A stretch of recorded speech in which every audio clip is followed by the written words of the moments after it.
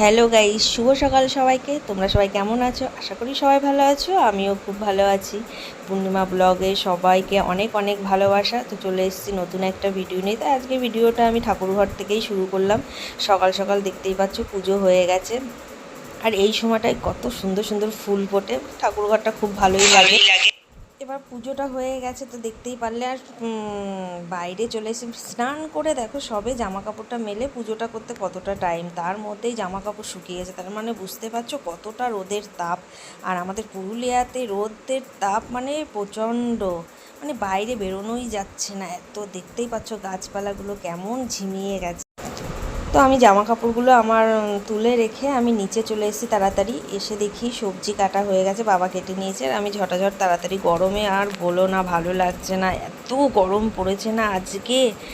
মনে হচ্ছে কি কিছু রান্না বান্না করি না, শুধু গিয়ে পাখার নিচে গিয়ে বসে থাকি।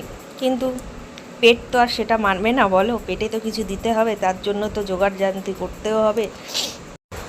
তারপরে দেখি বাবা সেই কি মরলা মাছ, যাই হোক তোমরা কি মাছ বলো জানি না, এখানে তো মরলা মাছই বলে, এনেছে। আর বেশি কিছু করিনি, গরমে বেশি কিছু খাওয়াও যায় না। আর এখন এই গরমে বড় মাছটা না খাওয়াই ভালো।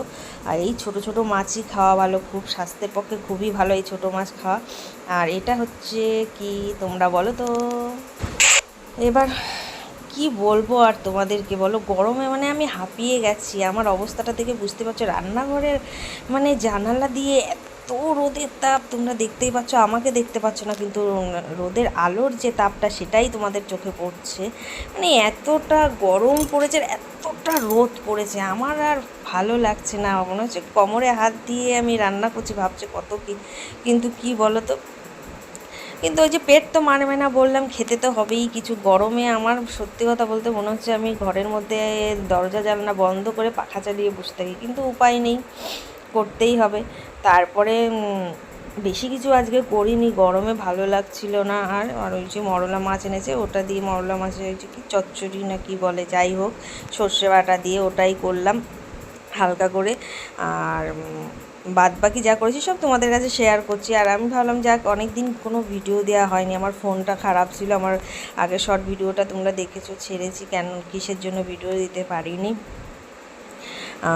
ফোনটা খারাপ হয়ে গেছিলো, হঠাৎই লক হয়ে গেছিলো, কেন আমি বুঝতেই পারিনি। ও হ্যাঁ, বলেছিলাম তো, সরি কেন বুঝতে পারিনি সেটার জন্য বলার জন্য, যে তোমাদের দাদাভাই চেপে দিয়েছিল পায়ে, কারেন্ট ছিল না রাত্রেবেলায়, ওই জন্য। আর তোমাদের দাদাভাই গরমে মনে হচ্ছে ঘরের মধ্যে বসে আছে, আজকে যায়নি কোথাও বাইরে এই রোদে। আমি বললাম আর বাইরে কোথাও যেও না, ঘরেই থাকো বাবা, টাকটা ফেটে যাবে তখন আবার আর এক জ্বালা। কী বলো তো, সত্যি কথা এই পুরুলিয়াতে এই গরমে কেউ কোনো দিন এসো না। এই যে দেখতেই পাচ্ছ মরলা মাছের ঝোল হচ্ছে, মানে ঝাল, সর্ষে বাটা কাঁচা লঙ্কা বাটা দিয়ে খুব ভালোই লাগে।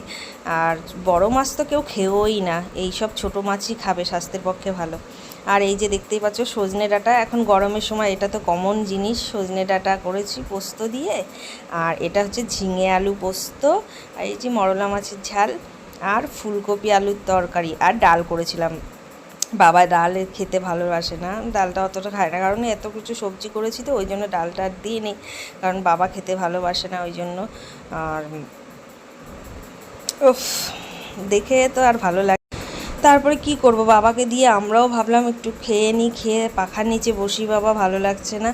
বাবা খেয়ে নিয়েছে আর মাকে টেবিলে দিয়ে দিয়েছে। তোমাদের দাদাভাই তো জানোই টেবিলে বসে খেতে পারে না, আর খেতে পারে না বলা ভুল, খেতে চায় না।